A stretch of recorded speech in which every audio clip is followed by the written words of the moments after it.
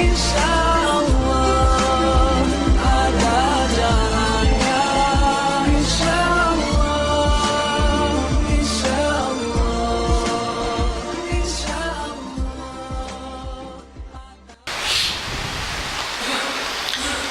أعوذ بالله من الشيطان الرجيم.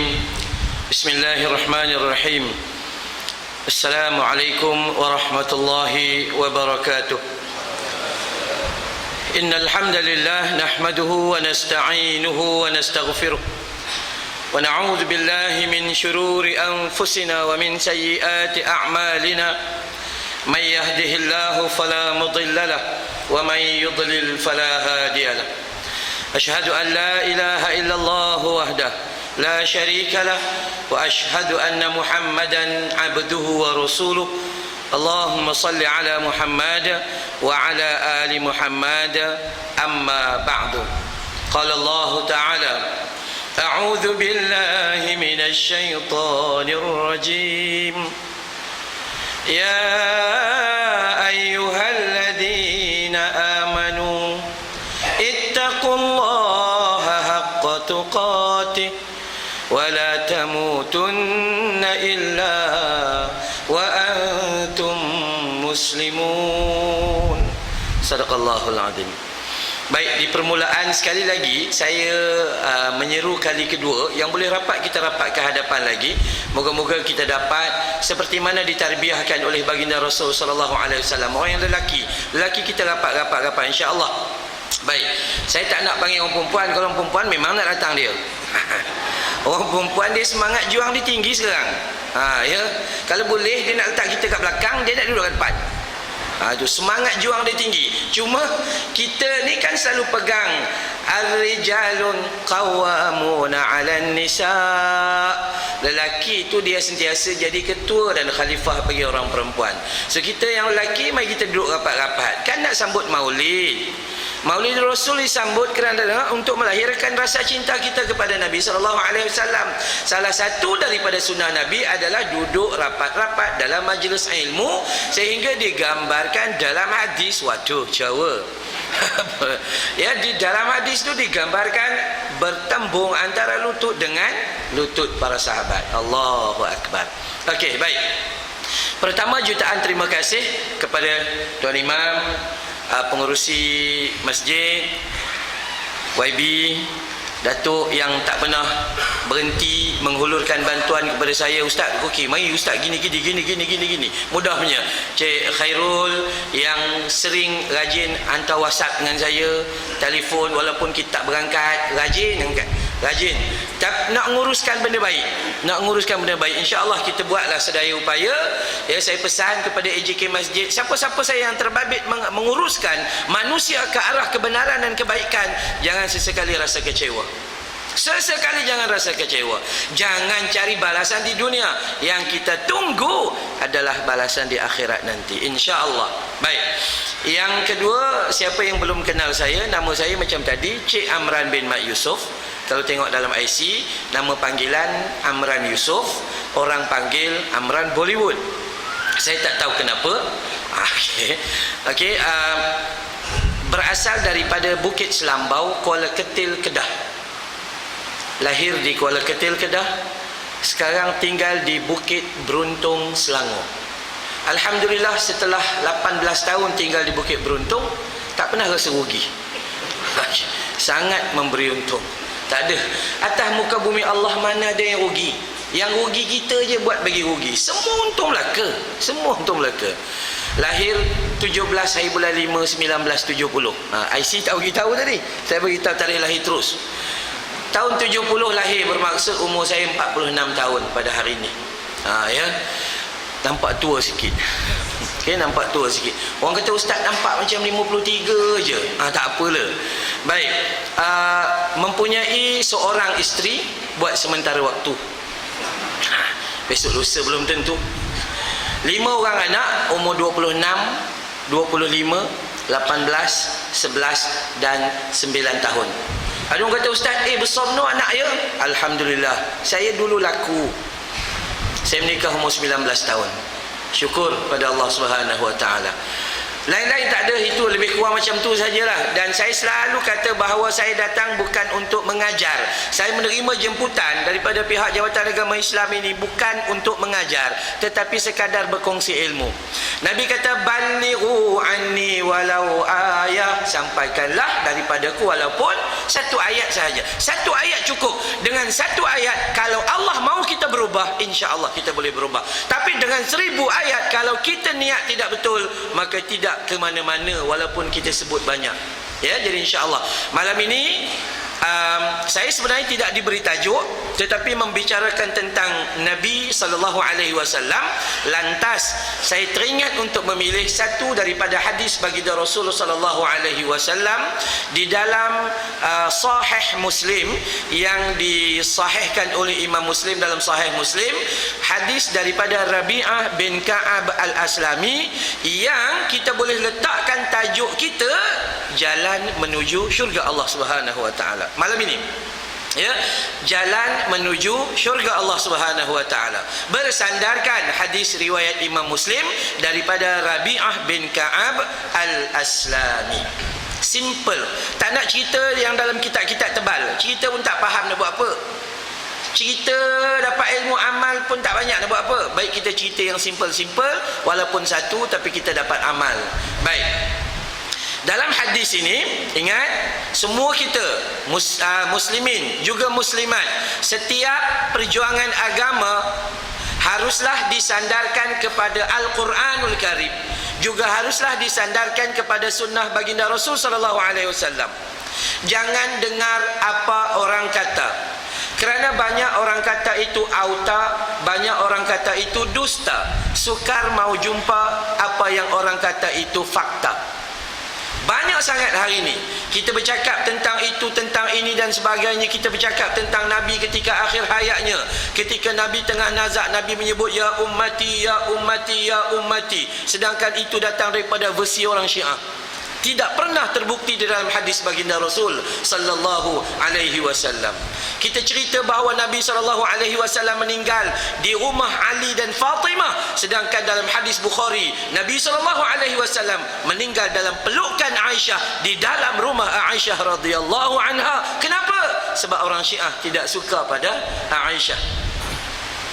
Inilah hakikatnya. Oleh itu, mau sebut pasal agama, mesti harus bertunjangkan fakta Al-Quran dan juga bertunjangkan sunnah Rasulullah sallallahu alaihi wasallam. Baik, hadis riwayat Imam Muslim daripada Rabi'ah bin Ka'ab al-Aslami.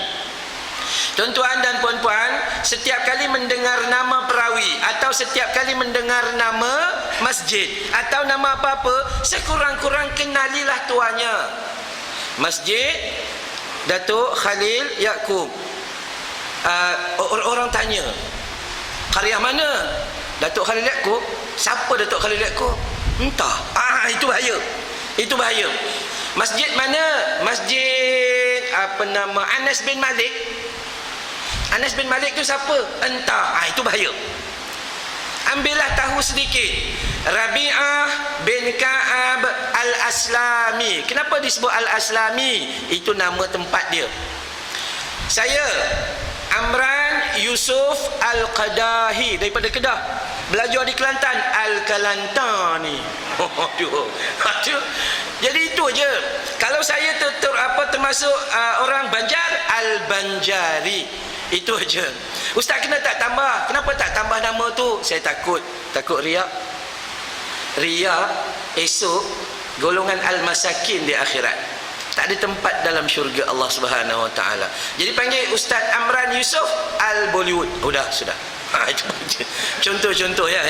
Okey, Rabi'ah bin Ka'ab al-Aslami adalah sahabat Nabi sallallahu alaihi wasallam yang juga merupakan seorang manusia yang berkhidmat jiwa raganya kepada Nabi sallallahu alaihi wasallam, kepada jalan untuk menegakkan syariat Allah Subhanahu wa taala. Seperti mana Anas bin Malik yang bergerak bersama Nabi lebih kurang 12 hingga 13 tahun tanpa mengharapkan apa-apa balasan daripada Nabi sallallahu alaihi wasallam. Nabi sakit perut mau pergi qada hajat, buang air kecil atau air besar, sahabat tolong dapatkan air bagi Nabi sallallahu alaihi wasallam. Nabi tak pernah minta. Nabi nak solat ataupun bila tiba waktu azan, maka sahabat segera bawa satu mangkuk air pergi kepada Nabi, ya Rasul sallallahu alaihi wasallam, untukmu berwuduk. Dia tahu bila berkhidmat dengan orang yang membawa agama, maka dia sendiri dibawa ke arah agama. Dia tahu. Ya, sebab itu kita, kalaupun kita tak boleh tolong ulama, sesekali jangan benci dan caci maki ulama. Bahaya. Takut kita nampak elok, rupanya kita dah rosak lama dah di sisi Tuhan. Ini bahaya. Jadi kita sepatutnya tolong. Ya. Jadi saya untung. Kenapa? Kita bawa arah agama. Khairul belanja makan. Datuk belanja makan. Untung ke? Bukan untung kat situ aja. Orang yang bersama dengan saya juga untung juga, sebab mereka juga bawa syariat. Itu jalan Allah. Walaupun tak besar mana amal mereka itu sedikit, tapi ya Allah, dia jadi saksi untuk masukkan dia ke dalam syurga Allah Subhanahu wa taala. Rabi'ah bin Ka'ab Al-Aslami adalah seorang pemuda yang dahulunya bukan Islam, kemudian dapat hidayah. La ilaha illallah Muhammadar Rasulullah. Tuan-tuan perasan tak kita orang Melayu menyebut la ilaha illallah begitu kemas. Tuan-tuan belajar dekat luar, Bangladesh, India, Pakistan, dia sebut tak betul macam kita. La ilaha illallah, itu sebutan kita. Muhammadar Rasulullah, kita punya sebutan lebih Arab daripada Arab. Memang pakar. Lidah kita cantik. Kalau orang sebelah sana, saya belajar di sana, dia baca apa? La ilaha illallah Muhammadar Rasulullah. Nak buat macam mana? Itu sahaja lidahnya. Dia tak boleh bentuk macam lidah kita orang Melayu. Orang Melayu untung ngaji Quran dahsyat dari orang Arab. Cakap orang putih pun lari.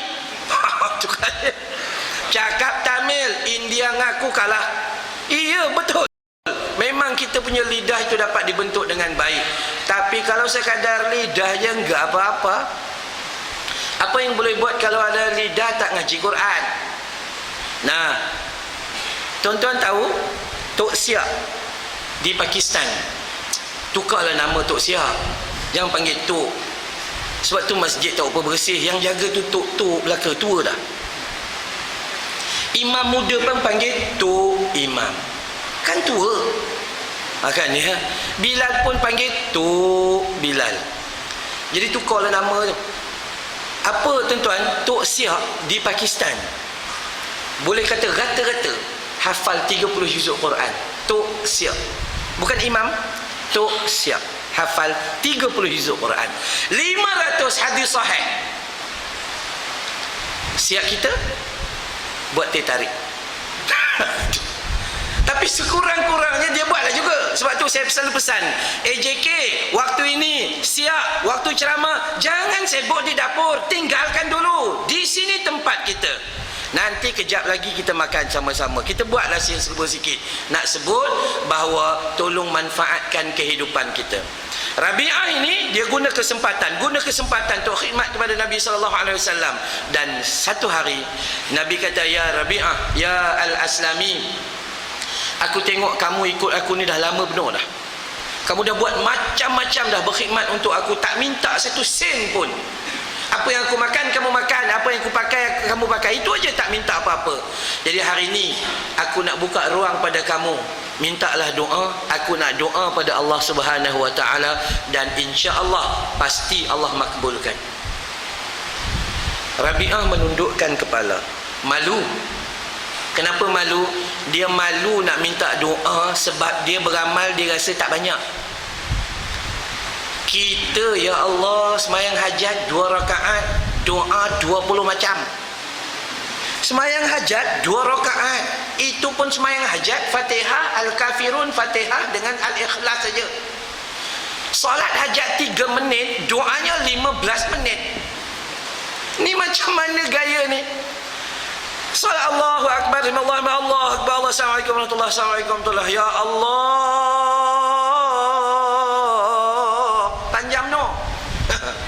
Kadang-kadang nampak macam muka tak berapa malu sikit lah. Ialah amal sedikit tapi minta melampaui batas. Tuan-tuan perasan tak kalau doa waktu solat duha tu, Ya Allah, andai rezeki kami di langit kau turunkan ya Allah. Dalam bumi tak cukup, nak kat langit tu. Ya Allah, andai rezeki kami di bumi kau keluarkan ya Allah. Atas bumi tak apa cukup lagi, nak korek masuk ke dalam. Ya Allah, andai jauh rezeki kami itu kau dekatkan. Takkanlah di kawasan Tanjung Minyak dah cukup lagi yang kau nak ambil orang lain ke sini. Itu manusia kadang-kadang doanya melampaui daripada apa yang dia amal. Kalau kita tengok para sahabat baginda Rasul sallallahu alaihi wasallam atau cerita-cerita daripada ahli tasawuf, ya, golongan-golongan ini, mereka ini rata-rata solat sunat biasa ni 100 rakaat baru sekali doa.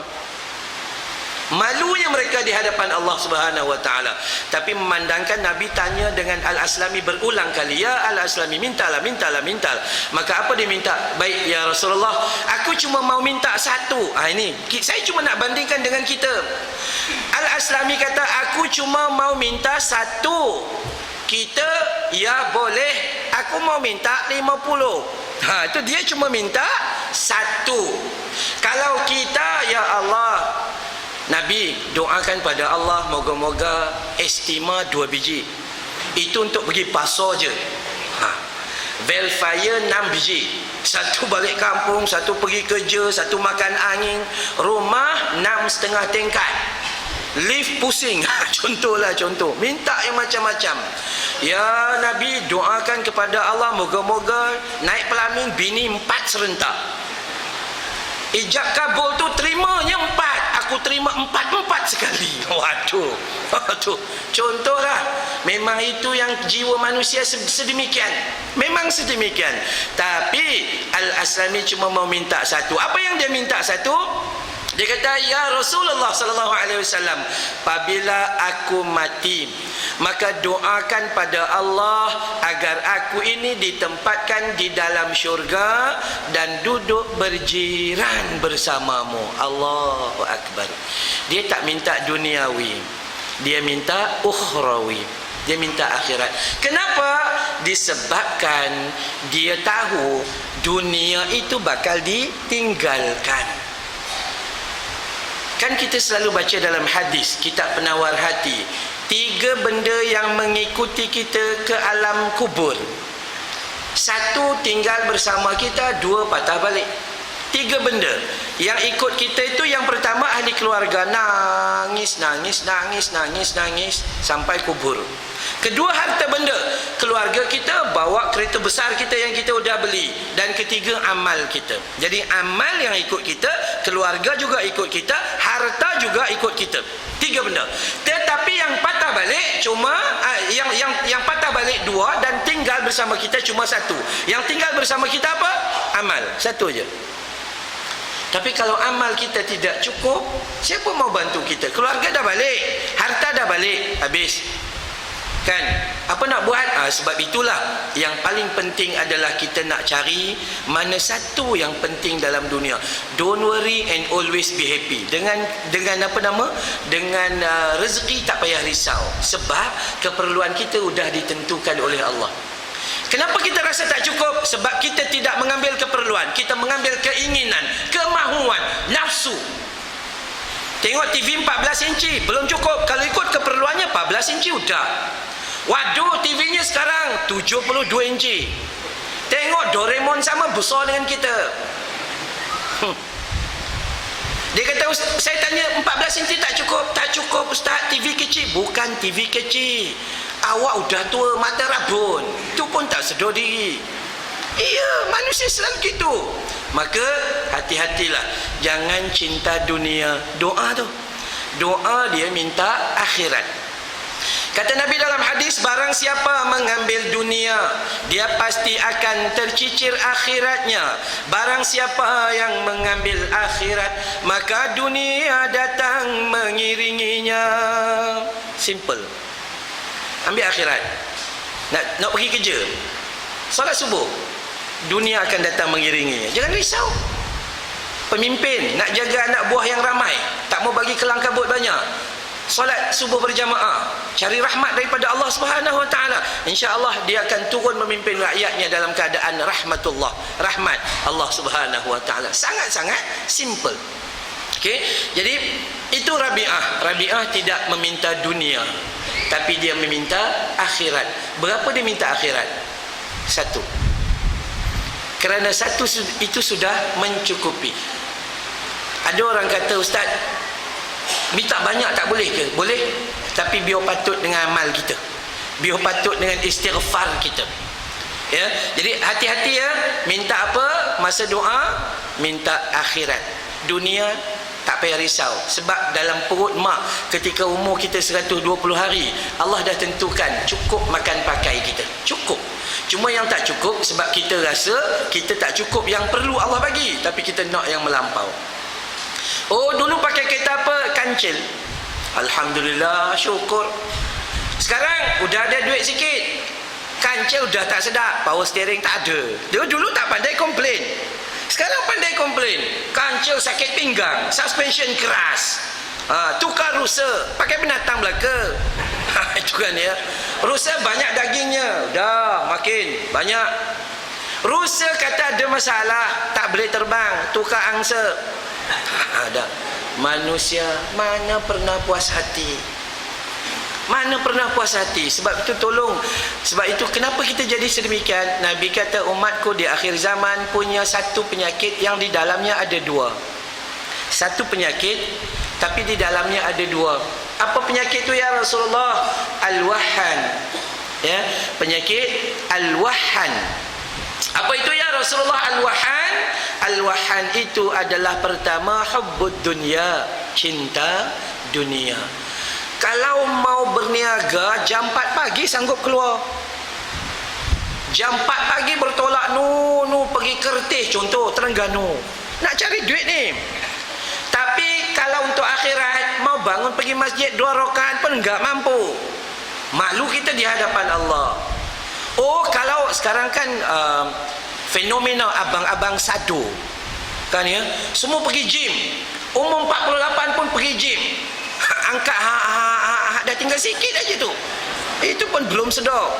Kadang-kadang semua mau gini, nah angkat seketul macam Popeye, 2 ketul 3 ketul semua. Tapi sayang, dulu masa perutnya buncit bajunya besar, tapi sekarang badan dah cantik, bajunya saiz S, jalannya gini kan riak.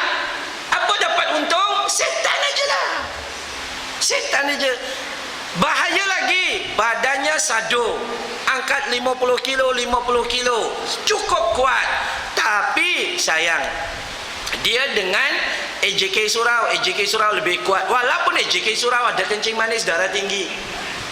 Ya, dia yang angkat besi tak mampu datang surau, tapi AJK surau yang ada kencing manis, darah tinggi boleh datang surau. Sebab tu saya selalu kata, mana-mana saya pergi, saya selalu peringat, tolonglah wahai orang-orang yang dipanggil warga emas. Saya masih gangsa, belum perak. Itu kan ya, warga emas umur 60 dan ke atas. Contoh ya, sebab itu Allah tak bagi umur kita sia-sia. Contoh, cek tengok warga emas yang sekarang 65, dulu 25.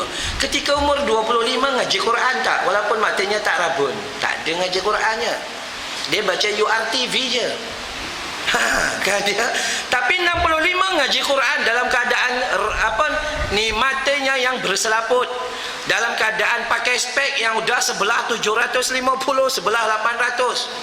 Tak cukup dengan spek yang ada pakai kanta pembesar, silap-silap kena cahaya matahari terbakar Quran. Tapi kemahuan mau baca itu kuat, kemahuan. Tapi yang umur 25 mau baca Quran tak? Mana ada. Dulu umur 25 datang masjid tak? Datang. Idul Fitri wa Idul Adha. Sekarang 65 setiap hari, saf paling hadapan. Dulu datang tak ketika bulan Ramadan tarawih 25? Datang. Waktu itu duduk kat apa, datang bila? Al-awwalu wa akhiru. Hari pertama untuk Ramadan, hari ke-29 lagi datang untuk raya. 8 rakaat aja tarawih, alhamdulillah. Kalau tu imam tersilap buat 2 lagi baik. Tapi ketika sekarang umur 65, dia orang yang pertama setiap malam tarawih berada di saf pertama. Daripada rakaat pertama sampai rakaat ke-20. Habis tahlil arwah, habis tadarus Al-Quran dan sebagainya. Kenapa? Bedanya mudah. Ketika dulu badannya sihat tapi imannya sakit. Hari ini umur 65 badannya sakit tapi imannya sihat di sisi Allah Subhanahu wa taala. Bukan susah mau fikir. Cuma manusia enggak mau fikir. Itu aja. Ya, ini belum start ya. Baru mukadimah ini. Ini belum start. Panjang nom mukadimah ya. Okey, baik. Sebab itu kita nak letak kefahaman dulu sebelum kita belajar nak faham. Nak faham tentang tolong jangan ambil dunia. Wa mal hayatad dunya illa mata'ul ghurur. Dunia ni suatu keseronokan yang menipu aja belaka. Saya ni duk pergi ceramah dengan kumpulan artis. Persatuan Artis Veteran Malaysia, Persatuan Yayasan Artis Satu Malaysia, Presiden Datuk DJ Dev. Mana-mana ya, bila kita orang yang dah tua-tua ni kita pergi ceramah, dia datang peluk kita, cium, menangis-nangis, dia kata Ustaz tak ada apa dah. Memang. Sebab tu tolong hati-hati, jangan over sangat dalam dunia artis. Jangan over sangat, jangan seronok sangat. Hari ni saya selalu kata umat Melayu Islam tolong sedarlah. Sebab yang merosakkan Melayu Islam adalah Melayu Islam sendiri. Cuba tengok dalam TV, yang masuk idola kecil dan bintang kecil, anak-anak tu siapa? Bukankah anak orang Melayu semua? Kita berhenti azan ke? Terus. Okey. Bukankah semua anak-anak orang Melayu yang masuk pertandingan bintang kecil dan idola kecil? Agak remaja sikit, bukankah semua anak orang Melayu Islam yang masuk Akademi Fantasia? Agak awal dewasa sikit, bukankah semua orang Islam, orang Melayu juga yang masuk Gegar Vaganza? Agak tua sikit, bukankah juga kita juga yang masuk Kilauan Mas? Dah gigi tinggal 2-3 batang. Nampak tak? Jadi bila Melayu dan Islam itu rosak, maka yang rosaknya siapa? Kita. Jangan salahkan orang lain. Itu dunia tu. Dunia sangat bahaya, sangat bahaya. Hari tu Datuk ingat kita dekat Kuim hari tu Datuk ya. Dekat Kuim, Khairul ada? Khairul. Tak ada ya. Dekat Kuim hari tu kita peringat, saya dengan Mawi nyanyi, saya pergi ceramah, Mawi itu lebih kurang, dan kita peringatkan hiburan ni dia memang buat kita lara. Tengok bola sudah bola. Sebab tu orang Yahudi ni hantar pada kita beberapa S. S yang pertama seks. Sekarang ni internet tekan dum keluar bum tanpa ada tapisan. Seks. Tengok cerita Hindustan, agak pun nampak pusat aja gitu. Ya, kita pun tunggu mana pusat. Ya, dah nak bagi tahu terang terus. Saya tak malu nak cerita betul. Cerita orang putih, katalah bawa naik kapal terbang jatuh, yang selamat 3 orang. Daripada seorang perempuan ada juga. Kita cerita Melayu, sebab ada finas dia potong sikit. Itu pun dapat tunjuk merangkak atas katil pun jadilah. Dia nak tunjuk juga. Tu bahayanya seks. Dan tuan-tuan jangan terkejut tuan-tuan, saya penasihat beberapa rumah asrama bahagia yang sebenarnya tidak bahagia. Asrama tu nama asrama bahagia. Tuan-tuan jangan terkejut. Sekarang ni pelajar Melayu umur 13 tahun sudah mengalami zina sudah lebih daripada 34 kali. 13 tahun baru masuk tingkatan 1. Masya Allah, takutnya kita. Takut. Pelajar lelaki 17 tahun ketuk kepala maknya dengan hema, terbenam hema masuk dalam kepala dia. Allahu Akbar. Takut. Kenapa jadi semikian? Sebab kita tak dekat dengan Tuhan. Sebab kita tak dekat dengan sunnah Rasulullah sallallahu alaihi wasallam. Ni yang sangat-sangat kita takut. Jadi tolong hati-hati. Kita tak nak jadi sedemikian. Kita tak mau jadi hiburan yang begitu. Kalau nak berhiburlah dengan cara yang betul. Hati-hati. Saya pesan hari tu ada 2 lagu yang saya pesan. Sebenarnya banyak. Pesan lagu pertama, lagu Hindustan. Tolong cek. Jangan pandai-pandai nyanyi je. Mere man ki ganga और तेरे मन की जमुना था, बोल राधा बोल संगम होगा कि नहीं. Faham tidak? Mana? Aku Tuhan Gangga और तेरे मन की जमुना था. Satu lagi pasangan Tuhannya. Kita nyanyi seronok. Boleh rada bol, katakanlah rada, aku dan kamu itu seperti Tuhan gitu berdua. Waduh, habis. Nyanyi je tahu. Sama juga yang dalam bahasa yang kita fahami pun kadang-kadang kita tak perasan. Contoh, ada kena mengena dengan negeri Melaka. Contohlah lagu tu ya. Aku berkenan dengan orang Tanjung Keling. Dia buat gitu kan.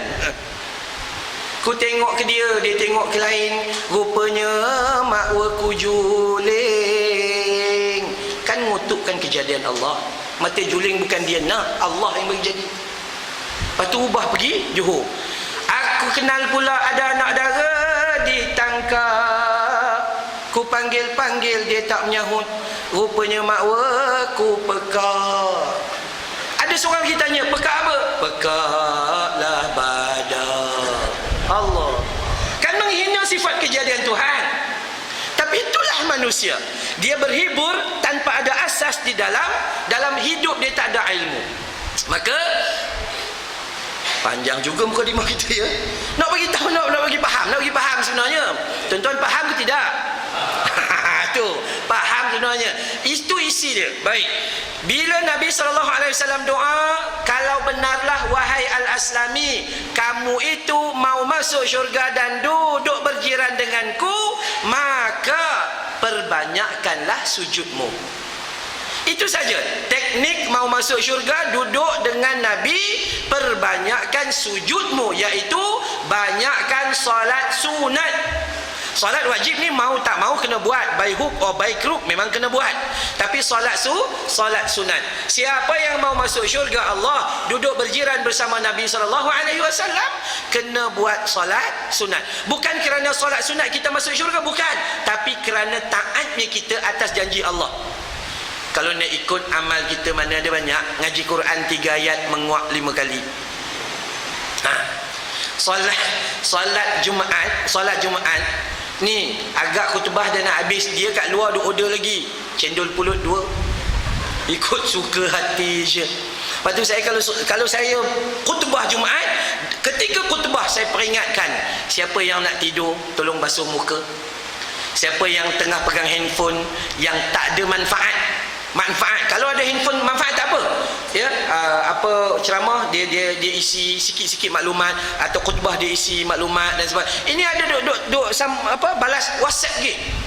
Siapa yang berbual-bual tolong diam seketika, dan siapa yang meniaga di belakang, ketahuilah dalam surah Al-Jumu'ah ayat 9 mengatakan haram meniaga ketika khutbah mula dibaca. Tu, tapi kita Allah cuma duga dengan beberapa mangkuk cendol aja. Belum Allah duga dengan isteri yang terlalu cantik. Belum Allah duga dengan ribuan maupun jutaan ringgit. Cuma beberapa mangkuk itu aja, cendol aja. Itu pun kita kalah. Bayangkan betapa lemahnya. Sebab itu iman kita banyak mana? Senipis kulit bawang. Kulit bawang pun ada makna. Cicah dengan kuah sate pun sedap. Kita apa yang ada? Tak ada apa-apa. Tu sebab tu saya pergi mana-mana saya cerita, di antara kita dengan setan, kita lebih jahat. Biar benar ustaz. Dia kata ustaz pun orang. Iya betul. Ustaz pun orang. Iya betul. Hadis kata, Nabi kata apabila azan dilaungkan, maka berlarilah syaitan kerana takutkan suara azan hingga terkentut-kentut. Tu azan, takutnya setan lari sampai terkentut-kentut. Bila azan udah habis, mereka kembali tempat azan dilaungkan. Bila mana iqamah pula dibaca, mereka lari lagi umpama tadi juga terkentut-kentut. Dah berapa kali diorang kentut? Jangan tanya saya diorang kentut bunyi macam mana. Itu mau bid'ah kerang. Tuan-tuan tengok, 2 kali dia datang, 2 kali lari. Setan datang balik tak? Pasti. Setan enggak pernah kendur, mundur dan undur. Yang kendur siapa? Manusia. Dulu kulitnya tegang, sekarang udah mula kendur. Dulu matanya terang, sekarang udah mula kabur. Dulu giginya penuh, sekarang udah mula gugur. Dulu rambutnya hitam, sekarang uban udah berterabur. Dulu mampu makan nasi, sekarang hanya mampu makan bubur. Itu kan tanda dekat pintu kubur. Tak sedar kita. Ni contoh, lepas ni ada makan tidak lepas ni? Itu. Contohlah ceramah, makan. Lepas ceramah, makan. Makan, udahlah makan percuma, komplain lagi tu. Komplain. Ni siapa buat gulai daging ni Pak Imam? Lihat berbenur. Nasib baik dia tanya Pak Imam, dia tak tanya Ustaz. Ustaz, siapa masak gulai daging ni lihat berbenur? Minta maaf ya Bang Haji, bukan daging lihat. Gusi awak udah tua. Tak sedar ke diri betul kita ni. Iya. Sebab itu bila kita datang ke masjid, jangan terpedaya dengan syaitan.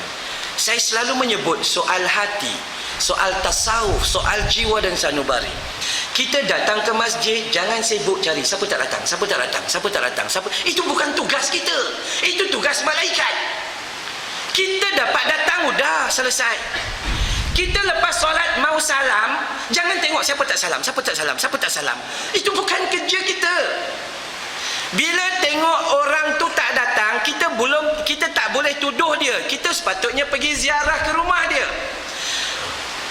Masjid buat 2-3 grup pergi ziarah daripada rumah ke rumah. Hari Khamis malam Jumaat ke hari apa tak kisahlah, hari Sabtu malam Ahad. Grup A pergi jalan ni, grup B, grup C, bawa hadiah daripada masjid. Guna duit masjid, apa risau? Guna duit masjid beli apa? Beli beras.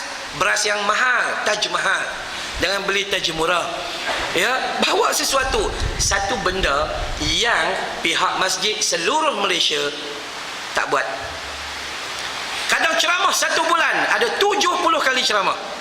Tapi ziarah yang paling besar yang Nabi buat, kita tinggalkan, kita tak buat. Inilah kerugian yang paling besar. Jadi bila Nabi SAW kata begitu, maka barulah Al-Aslami yakin bahawa ini kaedahnya janji Allah. Siapa yang buat memperbanyakkan solat sunat, maka dia akan dakhalal jannah, masuk syurga. Bukan hanya masuk syurga, tetapi duduk berhampiran dengan Nabi SAW. Lihat kasih sayang para sahabat. Dekat dunia pun nak duduk dekat Nabi, harap-harap besok mati pun dekat dengan Nabi. Kita hanya Rabiul Awal sajalah dekat dengan Nabi. Itu pun salah juga.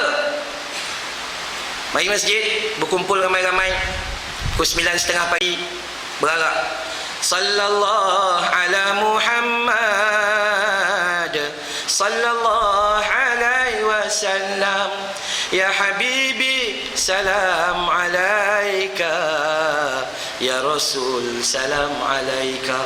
Habis dah, 1 kampung, 2 kampung, 3 kampung, patah balik ke masjid. Udah 2 jam, buat apa lepas balik ke masjid? Makan, lapar, dah penat. Tapi bahayanya bila? Bahayanya bila kembali ke masjid lepas makan 12.30. 12.30 tunggu zuhur cuma tinggal 1 jam. Yang berarak tadi 1,200 orang. Kenapa yang salat jamaah tinggal 200 orang? Tapi tadi semua kata dia sayang pada Nabi. Sebab itu kita golongan pembohong, kita golongan pendusta, sangat dusta. Oh tadi I love you ya Rasulullah, tambah nasyid lagi, laukana bainana ya Habib, andai engkau ya Rasulullah, andai bersama kami. Kalau bersama kami kompom, Rasulullah pun malu dengan kita. Sebut di mulut dia. Sebab tu tolong, kalau kata kita benar sayang pada Nabi, maka ikutilah apa yang disuruh dan disarankan oleh Nabi SAW. Baik, saranan pertama, mau masuk syurga, duduk berhampiran dengan Nabi SAW. Buat apa? Solat sunat. Solat sunat apa yang pertama di dalam bangun tidur? Solat sunat fajar, atau dipanggil qabliyah subuh. Selepas azan subuh, pihak masjid, saya selalu nasihatkan pihak masjid, pihak surau, tolonglah waktu subuh azan 2 kali. Hadis riwayat Imam Al-Bukhari. Yang pertama 1 jam sebelum masuknya fardu subuh. Yang kedua masuknya fardu subuh. 2 tukang azan. Pertama Bilal bin Rabah, kedua yang azan kedua itu Ibnu Ummi Maktum. 1 jam sebelum subuh, dan satu lagi 1 jam masuk waktu subuh. Kenapa 1 jam sebelum subuh itu? 1 jam sebelum subuh itu sekadar mengejutkan orang bersiap mau pergi masjid. Sempatlah mandi sebab malam tadi dia sempatlah mandi junub. Kalau tidak, tak sempatlah. Atau siapa yang nak solat tahajud dapat sikit-sikit pun okeylah. Maka 1 jam. Ketika azan yang pertama tidak menyebut as-salatu khairum minan naum. Tapi azan kedua, tukang azan yang lain pula, iaitu ketika masuk fardu subuh dan ketika itu solat dengan menyebut azannya as-salatu khairum minan naum. Bilal atau muazzin, tolong sebut dengan betul, jangan azan salah. As-salatu khairum minan naum.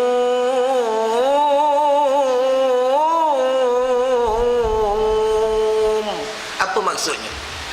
Solat lebih baik dari tidur, tidur, tidur, tidur. Itu semua tidur. Rupanya Bilal pun azan pejam mata rupanya. Patutlah.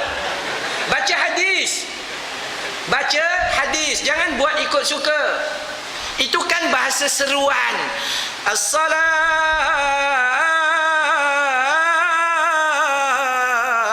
khairum minan naum.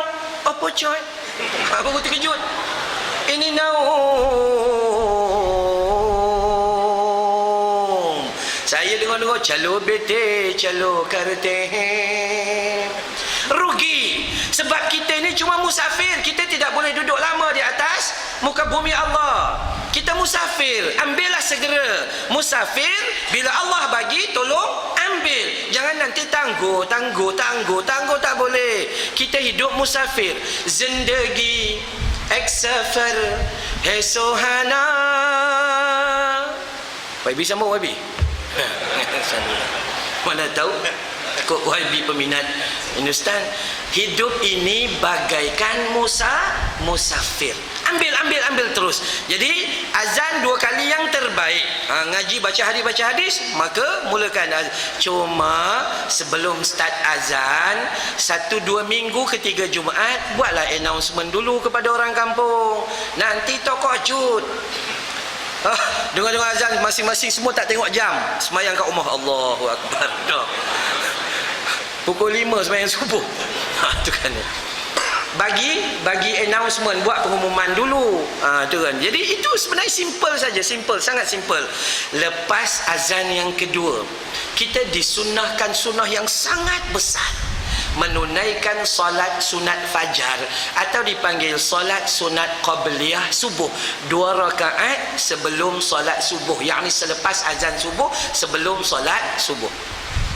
Nabi SAW satu hari dalam satu rombongan keluar daripada Madinah, dalam perjalanan balik ke Madinah. Dah keluar ke Madinah dah lama dah pergi dakwah.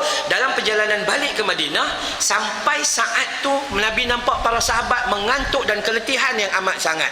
Akhirnya Nabi berhenti walaupun waktu subuh sudah hampir menjelang. Tapi disebabkan sahabat dah penat, Nabi kata jom kita tidur. Sahabat dengar-dengar kata Nabi ajak tidur, berhenti siap, jom calo bete, terus tidur.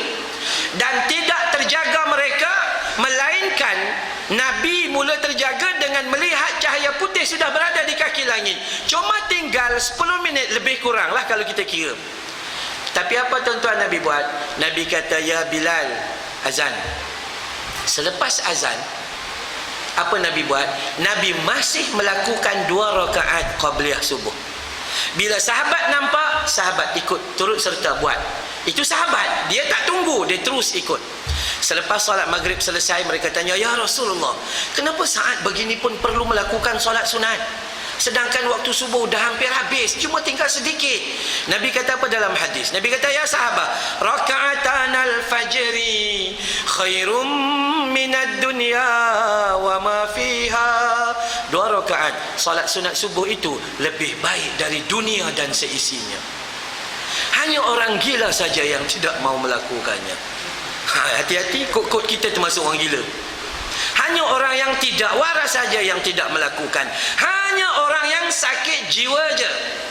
Baik, 2 minggu lepas saya ke Parit Sulong. Ya, di Johor banyak kali saya berulang tu, ke Parit Sulong. Parit Bongsu tak ada, Parit Sulong aja. Pergi ke Parit Sulong, ada 2 ceramah macam ni lah, ceramah maghrib, besok ada kuliah subuh. Ketika mereka menunggu saya, ceramah di luar sebab orang ramai. Dia pergi tu, orang dah ramai dah, ribuan orang. Masa saya pergi, kereta saya tu saya berhenti. Masa tu saya datang dengan driver. Hari ni tak bawa driver lah sebab isteri ada.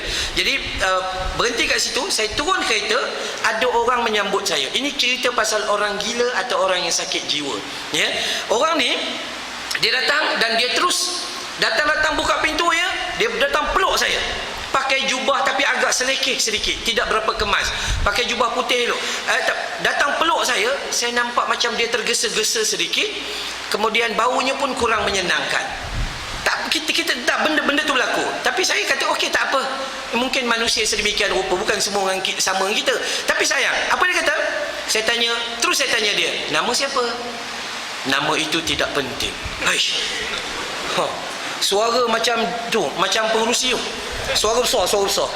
Saya cukup suka suara macam tu sebab saya menantu Zainal Din Zainal, DJ RMIK. Ingat Zainal Din Zainal tu kan, suara besar gitu kan. Tu dia suara macam tu. Nama tidak begitu penting. Saya terus tanya, apa yang penting? Yang penting ustaz kena tahu, orang yang dah masuk syurga itu, sayalah yang ngantor mereka. Confirm gila. Ingat tadi tu agak-agak dia orang gila. Bila dia kata orang yang masuk syurga tu, sayalah yang ngantor. Confirm gila. Dah selesai. Tapi bila kita sembang dengan dia selepas tu, sebab dia ngantor saya balik juga, rajin mana dia. Saya tanya dia, macam mana dengan masalah ni, orang duk kata awak gila. Segila-gila saya datang masjid, dia orang tak datang, lagi gila. Kena sebiji. Sebab tu hati-hati. Dan tuan-tuan jangan terkejut tuan-tuan, ya. Minta maaf kalau tuan-tuan kecil hati. Kuliah subuh besok, dia duduk sebelah saya ni. Sebelah saya, Masjid Parit Sulong.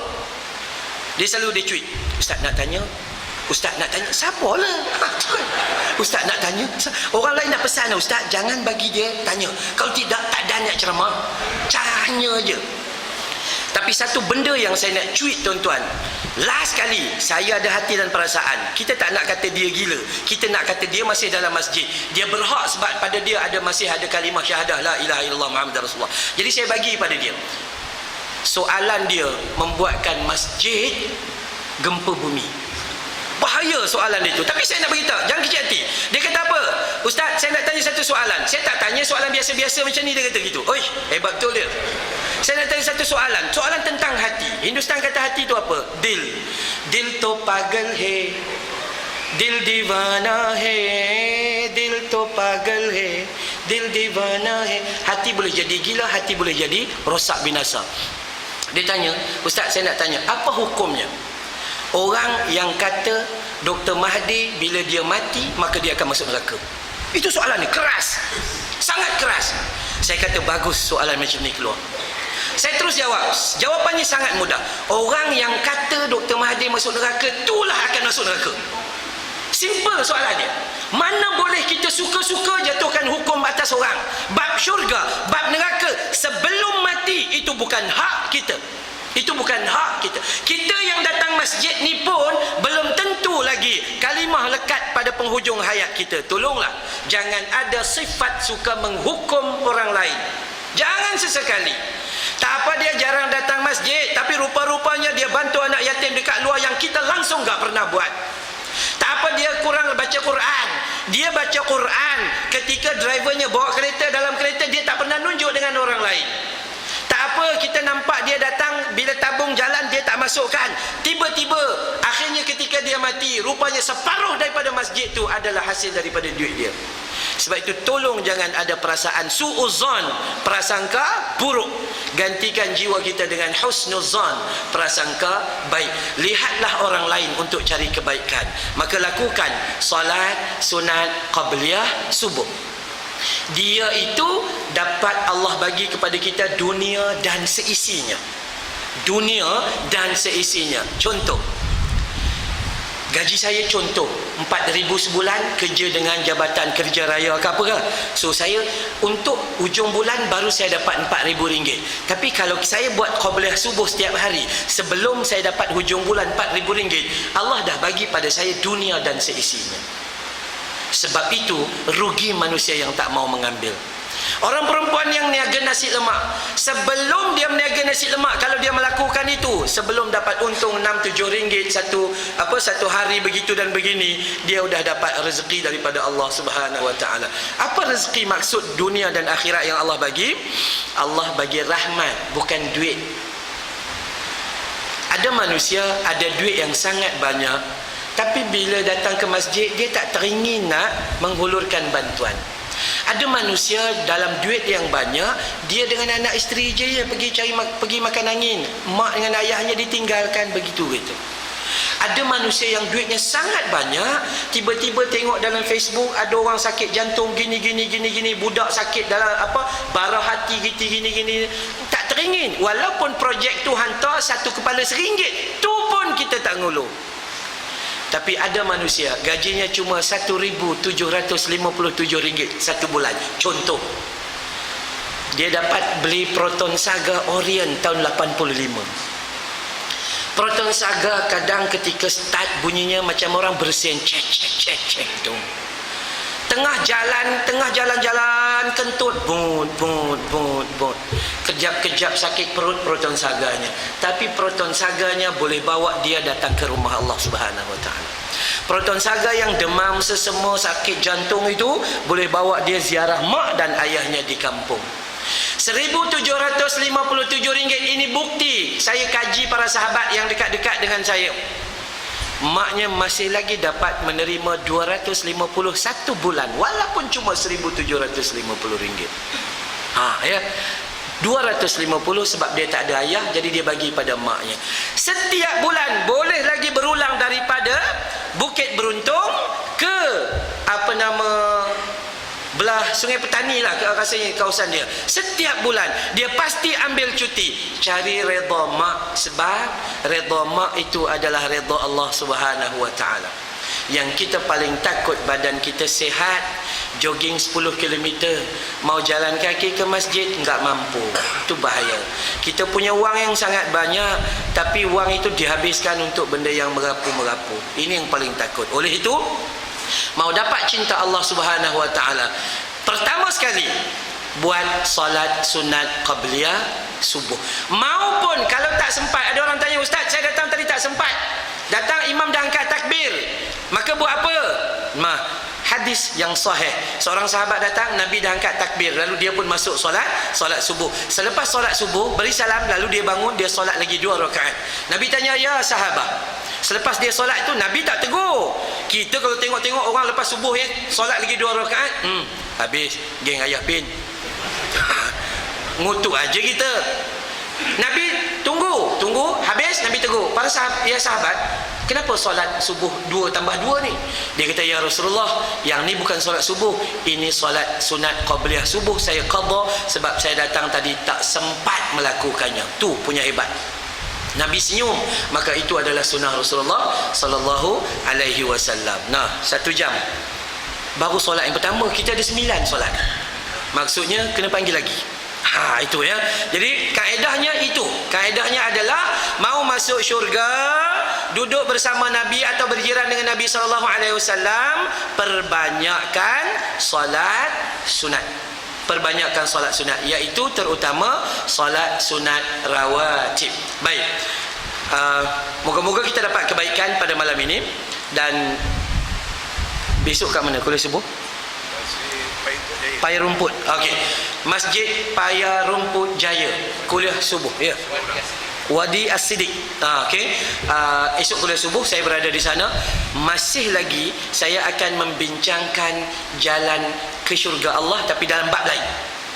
Ya, yang ni bab solat sunat, yang ni jalan ke syurga Allah dengan kaedah yang lain yang ada disebut di dalam Al-Quranul Karim, insya-Allah. Jadi esok rasa-rasa orang sini ramai macam ni juga.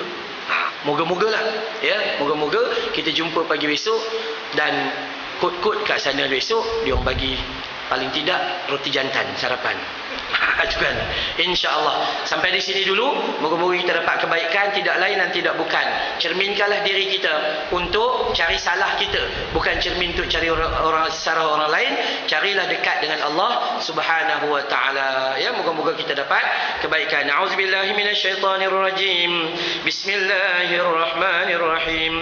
Alhamdulillahi rabbil alamin. Wassalatu wassalamu ala sayyidil mursalin wa ala alihi wa sahbihi ajma'in. Ya Allah, Ya Rahman, Ya Tuhan kami, jangan kau biarkan kami berdosa, Ya Allah, melainkan kau ampuni kami, Ya Allah. Jangan kau biarkan kami lalai, Ya Allah, melainkan kau ajari kami, Ya Allah. Jangan kau biarkan kami jahil, melainkan kau ajarkan kami, Ya Allah. Jangan kau biarkan kami sakit, melainkan kau sembuhkan kami, Ya Allah. Ya Allah, jangan kau biarkan keaiban kami dibuka, melainkan kau tutupkan segalanya, Ya Allah. Ya Allah, jangan kau biarkan kami mati, melainkan dalam kalimah La ilaha illallah.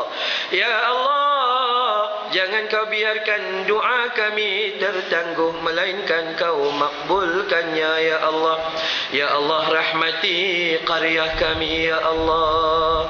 Ya Allah, berkati qaryah kami, Ya Allah. Ya Allah, hindari qaryah kami dari bala dan musibah, Ya Allah. Ya Allah, hadirkan rasa cinta kami pada rumahmu, Ya Allah. Hadirkan rasa rindu kami pada salat jamaah, Ya Allah. Hadirkan rasa kasih kami pada majlis ilmu-Mu, Ya Allah.